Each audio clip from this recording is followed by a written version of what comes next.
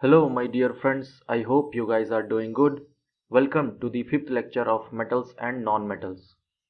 In the previous video, we have started the chemical properties of metals and we have seen two properties till now.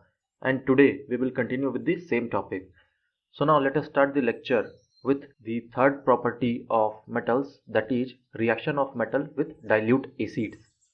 So in the acid, base and salt chapter also we have studied about this reaction, that when a metal reacts with any dilute acid, it forms the salt of that metal. Along with this, hydrogen gas is released. Okay, let's see some of the examples, and we will see the examples of the reaction of any metal with hydrochloric acid first. So let's say some examples, that when a sodium metal react with HCl, it forms sodium chloride, the salt, and along with this hydrogen gas is released. Okay, what if we take magnesium and it reacts with the hydrochloric acid? It will be dilute, so it is aqueous solution. Sodium will be solid, here magnesium will be solid. The product obtained will be aqueous, which is dissolved in the solution, and hydrogen is in the gaseous form. So magnesium reacts with hydrochloric acid and it forms magnesium chloride, MgCl2. It will be dissolved in the solution, and along with this hydrogen gas is released. Okay, and if we take aluminium, then it reacts with the hydrochloric acid, which is dissolved in the solution. It forms aluminium chloride, AlCl3, which will be dissolved in the solution, and hydrogen gas is released. Okay, and what about if we take zinc solid? I believe that you can complete the reaction when it reacts with HCl. Okay, this is your homework. Just please complete this reaction of any dilute acid with zinc, and also write the reaction with iron. This part is your homework, please complete it. And one thing you should note, that copper, when reacts with dilute HCl or dilute hydrochloric acid, you have to note that copper do not react with any dilute acids. Okay, कुछ भी नहीं होता है इसमें अगर आप copper को react करवाओगे तो. Now what about the rate of formation of hydrogen gas? Rate of formation of hydrogen, है ना, ये हमने देखा है दैट इन एवरी रिएक्शन, सारे के सारे रिएक्शंस में हाइड्रोजन गैस रिलीज हो रहा है. सो रेट ऑफ फॉर्मेशन क्या है, किस मेटल में सबसे पहले होगा? ओके, मैग्नीशियम सबसे फास्ट रिलीज करेगा, then aluminium, then zinc, then iron. यहाँ पर मैंने सोडियम अटैच नहीं किया है क्योंकि वो बहुत ही विगरस होता है. ये रिएक्शन इतना विगरस है दैट कि hydrogen starts to burn by the heat released by this reaction. Okay, so ये रेट आपको याद रखना है. It will give you some extra edge. Along with this copper, यहाँ पर silver and gold do not react with the dilute hydrochloric acid. ये बात आपको ध्यान रखना है. Now let us see the reaction of these metals with H2SO4 as well. Okay, so sodium reacts with sulfuric acid, H2SO4. What does it form? It forms sodium sulfate, Na2SO4. It forms sodium sulfate. Along with this, hydrogen gas is released. Let us check if the reaction is balanced or not. 2, and I hope it is balanced now. It will be dissolved in the solution. It will be aqueous. Okay, it is solid. ठीक है. Now if we react magnesium with H2SO4 dissolved in the water, this will be aqueous solution and magnesium sulfate will be produced as a salt. Okay, and hydrogen gas will be released. Hydrogen is released. Okay, now write your homework again. You have to write the reaction for the elements, that is aluminium, zinc and iron. इन तीनों elements के लिए आप ये reaction पूरा लिख लेना. Copper ये do not react, okay, copper react नहीं करता है along with this gold and silver also do not react, okay. And what about the HNO3? अगर हम किसी मेटल को डाइल्यूट HNO3 से रिएक्ट करवाने का ट्राई करते हैं देन क्या होगा? सो नॉर्मल ट्रेंड हमने क्या देखा है कि metal reacts with acid and forms salt and hydrogen gas is released, but in case of HNO3 hydrogen gas जो है वो रिलीज नहीं होता है, ठीक है, डज नॉट रिलीज। ऐसा क्यों? HNO3 जो है वो बहुत ही अच्छा ऑक्सीडाइजिंग एजेंट है, ओके, ऑक्सीडाइजिंग एजेंट है। ऑक्सीडाइजिंग एजेंट क्या होता है? That it oxidises the metals और द एलिमेंट्स और द कंपाउंड्स सराउंडिंग इट, ठीक है, ये ऑक्सीजन देता है। ये हमने रेडॉक्स रिएक्शन वाले पार्ट में पढ़ा है that oxidizing agents are those substances which gives their oxygen. So HNO3 क्या है? बहुत ही अच्छा ऑक्सीडाइजिंग एजेंट है। और जैसे ही किसी मेटल को HNO3 के साथ रिएक्ट करवाते हैं, ठीक है, let's say the metal when reacts with HNO3 then क्या होगा? सॉल्ट तो प्रोड्यूस होगा, सॉल्ट तो प्रोड्यूस होगा, बट साथ में वाटर प्रोड्यूस होगा। जो हाइड्रोजन है ऑक्सीजन के साथ रिएक्ट करेगा, हाइड्रोजन ऑक्सीडाइज हो जाएगा एंड वाटर फॉर्म करेगा, एंड अलॉन्ग विद दिस कोई नाइट्रोजन का ऑक्साइड, एनी नाइट्रोजन ऑक्साइड, ठीक है, ये ऑब्टेन होगा। अब ये नाइट्रोजन के 5 अलग अलग ऑक्साइड्स होते हैं, जैसे कि N2O, NO, NO2, along with this there are some more complex compounds of nitrogen and oxygen. सो इनमें से कोई एक ऑब्टेन होगा, ठीक है, नॉर्मल हाइड्रोजन ऑब्टेन नहीं होगा, ये आपको ध्यान रखना है। Now we have to study about a mixture, okay, and the name is aqua regia, okay, and it's a mixture. I have told you now, mixture. And what does it contain? It contains HNO3.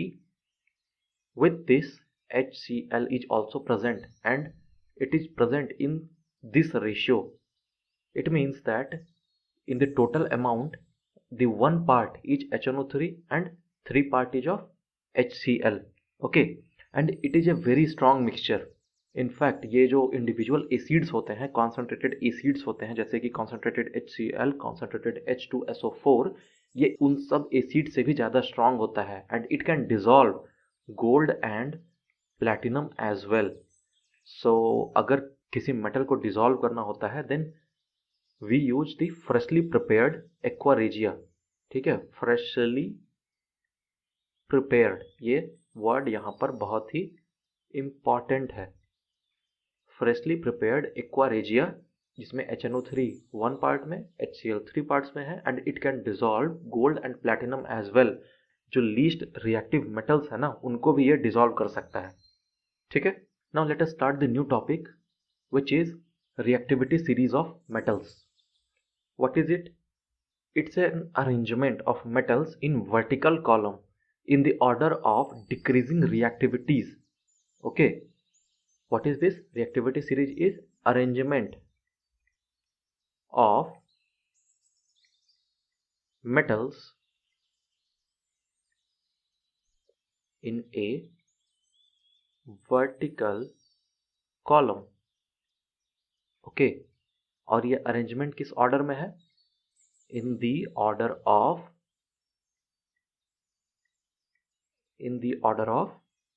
अब देखो ये portion जो मैं लिखने जा रहा हूं ये इंपॉर्टेंट है, इन दी ऑर्डर ऑफ डिक्रीजिंग, ठीक है, डिक्रीजिंग रिएक्टिविटीज, यानी कि किसी भी मेटल का रिएक्टिविटी ऑर्डर क्या है, इसके अरेंजमेंट को कहते हैं reactivity series of metals. So let's see the arrangement.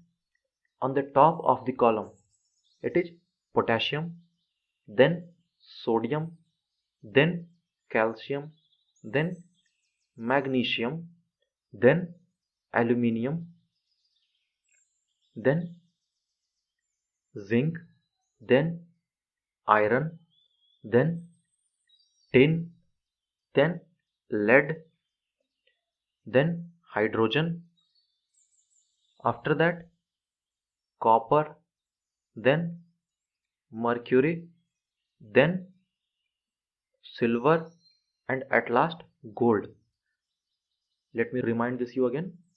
Potassium, sodium, calcium, magnesium, aluminium, zinc, iron, tin, lead, hydrogen, copper, mercury, silver, gold. So this is the reactivity series. Okay, अब इसका significance क्या है? So the elements which are present in the upper portion are called most reactive. Okay, most reactive metals.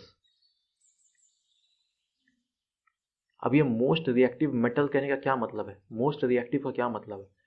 That these elements will replace the elements which are less reactive, okay, from their salt solution. जैसे कि मान लेते हैं कोई element A है, इनमें से कोई एक एलिमेंट A है एंड कोई एलिमेंट B का सॉल्ट सॉल्यूशन है, ठीक है, सॉल्ट है किसी एलिमेंट B का और जो एलिमेंट B है वो इनमें से किसी नीचे वाले पोर्शन में से एक है ना? तो इसमें से जो एलिमेंट A है सॉल्ट B को रिप्लेस कर देगा एंड वो खुद का अपना सॉल्ट बना लेगा, salt of element A, and जो एलिमेंट B है वो अकेला रह जाएगा सॉल्यूशन में, ठीक है? आई होप ये क्लियर हो गया. सो इसीलिए these elements are called most reactive. नीचे वाले क्या है? ये these are less reactive. Less reactive. देखो यहाँ पर कॉपर भी है, हमने थोड़ी देर पहले देखा था copper do not react with steam. क्यों? क्योंकि ये लेस रिएक्टिव है. लेकिन ये सारे elements potassium, sodium, calcium, magnesium, aluminium, zinc, iron, ये सारे के सारे रिएक्ट कर रहे थे, लेकिन कॉपर नहीं कर रहा था. क्यों? लेस रिएक्टिव है. अब आपको रीजन पता चल गया ना? नाउ ये जो रिएक्टिविटी सीरीज है, ये कॉलम तो भाई रट्टा मारने वाली चीज है. Real question is that why some metals are more reactive and why some metals are less reactive. ठीक है? The question is why some metals are more reactive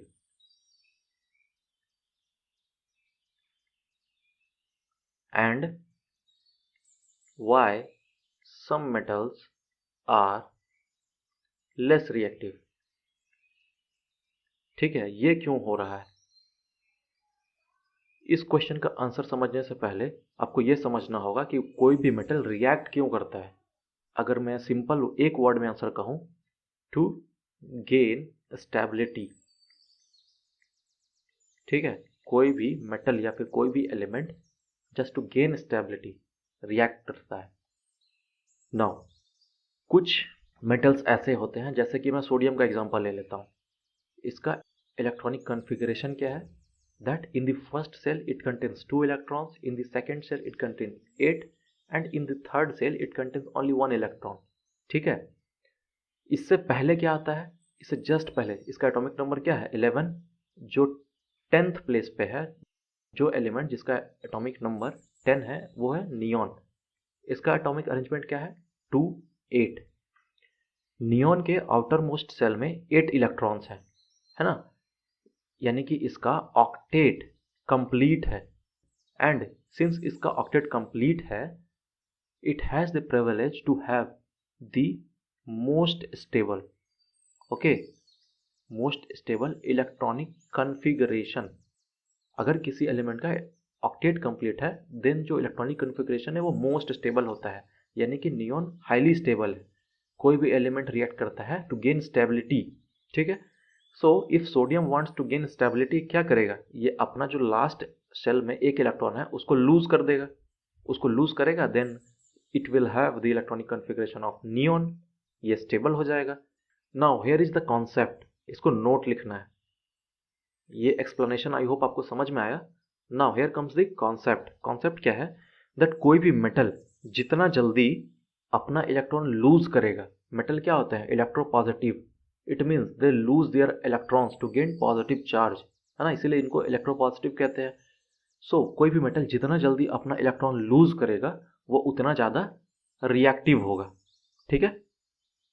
it means क्या है कि ये जो रिएक्टिविटी सीरीज कॉलम है, इनमें से ये जो एलिमेंट्स हैं ऊपर वाले, ये अपने इलेक्ट्रॉन जल्दी लूज करते हैं to gain the stable electronic configuration. Okay, but ये जो एलिमेंट्स हैं नीचे वाले, ये ऑलरेडी जो है सेटिस्फाइड है, अपना जो कंडीशन है, अपना जो इलेक्ट्रॉनिक कन्फिग्रेशन है उससे ये सेटिस्फाइड है, समझ रहे हो, इसलिए ये जल्दी अपना लूज नहीं करते हैं। I hope it is clear. Now the next property हम लोग पढ़ने जा रहे हैं, द फोर्थ प्रॉपर्टी। अब तक हमने 3 पढ़ी है chemical properties of metals. The fourth property है वो है reaction of metal with salt solution,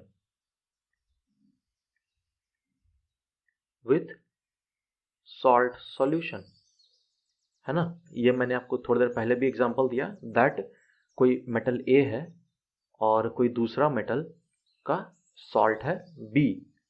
अगर ये रिएक्टिविटी सीरीज में ऊपर है then it will replace the metal which is lower in the reactivity series and it will form, जो metal A है वो अपना खुद का सॉल्ट बना लेगा, सॉल्ट ए, एंड जो बी है वो उसी सॉल्यूशन में नीचे कहीं पड़ा हुआ मिलेगा, ठीक है। इसीलिए मैंने आपको ये पढ़ाया है ताकि ध्यान रहे।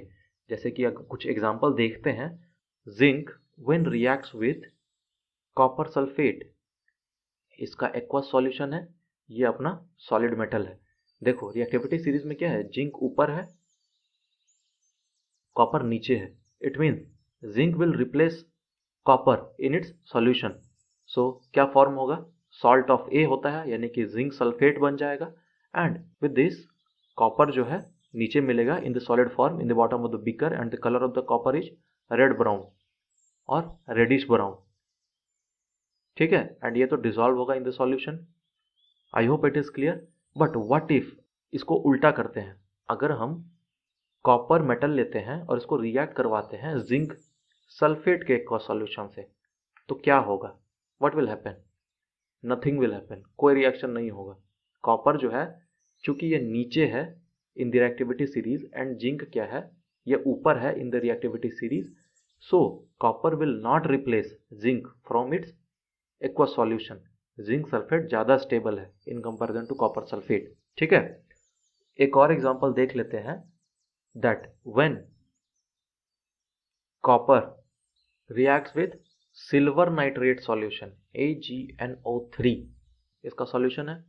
Now let's see again, silver क्या है, नीचे है, एंड कॉपर क्या है, ऊपर है सिल्वर से in the reactivity series. It means copper will replace silver AgNO3, okay.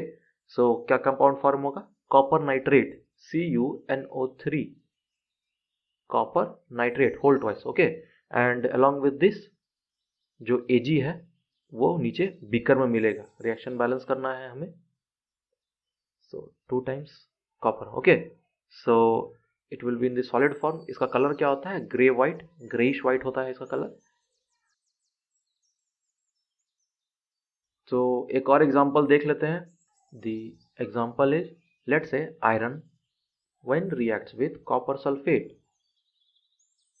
Aqueous, and we know that iron क्या है, आयरन का पोजीशन ऊपर है रिएक्टिविटी सीरीज में in comparison to copper, copper का नीचे है, so iron will replace copper and the compound obtained will be FeSO4 which is dissolved, okay, in the solution, and जो कॉपर है वो नीचे मिलेगा रेडिश ब्राउन कलर में।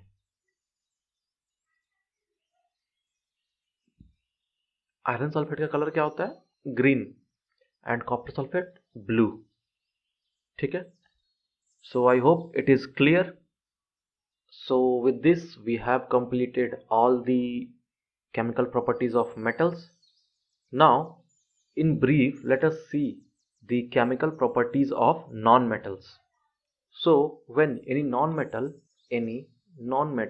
when reacts with oxygen, and the oxygen comes from air, है ना, it forms acidic oxide. Metal के case में क्या देखा था हमने, that it forms basic oxide, but non metal के केस में it forms acidic oxide.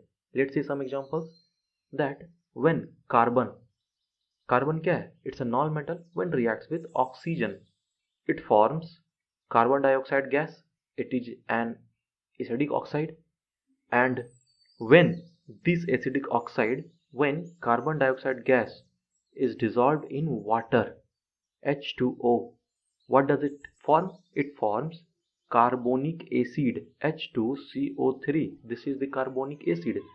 So when acidic oxide is dissolved in water, then the product obtained is acid. Okay, ये clear है. और अगर एसिड है and if we test this with the litmus paper, then the color obtained is red. Okay, let's see another example. When sulfur reacts with oxygen, okay, it forms sulfur dioxide gas, and when this sulfur dioxide gas is dissolved in water, somehow when you dissolve the sulfur dioxide in water, it forms sulfurous acid H2SO3. So I hope it is clear. ठीक है. So now let's see the next property. So students, the second chemical property of non-metal is that reaction of non-metal with water. अगर कोई non-metal को water के साथ react करवाएंगे, so normally do not react. Non-metals do not react with water. And similarly, when reaction of non-metal with dilute acid do not react, the reaction do not takes place. So non-metals do not react with water as well as dilute acids. Okay. Now reaction of non-metal with salt solutions. अब इस case में क्या होता है, जैसा कि metal के case में था, that more reactive metals replace the less reactive metal from their salt solution. Similarly, इस केस में भी more reactive non-metals displace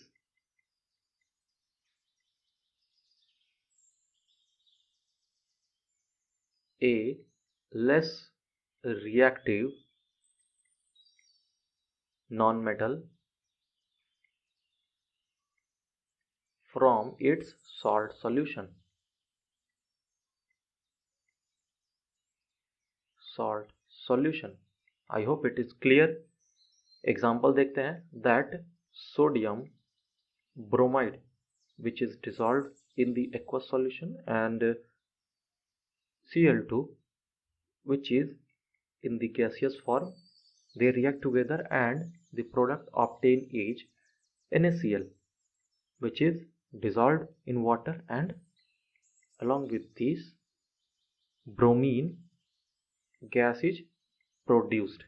Okay, so यहाँ पर क्या है, सोडियम ब्रोमाइड का सॉल्ट है, ठीक है, and the non metal is chlorine. It displaces bromine. Chlorine क्या कर रहा है, ब्रोमीन को डिस्प्लेस कर रहा है and itself forming a salt sodium chloride, and bromine कहाँ है, नीचे. Okay, so with this we have completed the properties of non metal as well.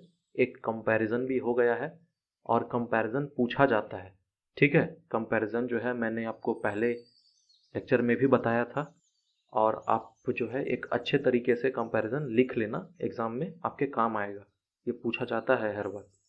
So with this we have completed the chemical properties of non-metal and metals as well, and in the next lecture we will start the ionic compound part, the second section of this chapter. So I hope आपको जितनी भी concepts इस video में बताई हैं वो आपको clear हैं, और अगर आपको कोई doubt है then you can post your doubts in the comment section, and you can also join our Telegram channel as well as Telegram group so that you can interact with us. You can post your doubts there also. We will definitely try to solve it. So thank you. Good luck.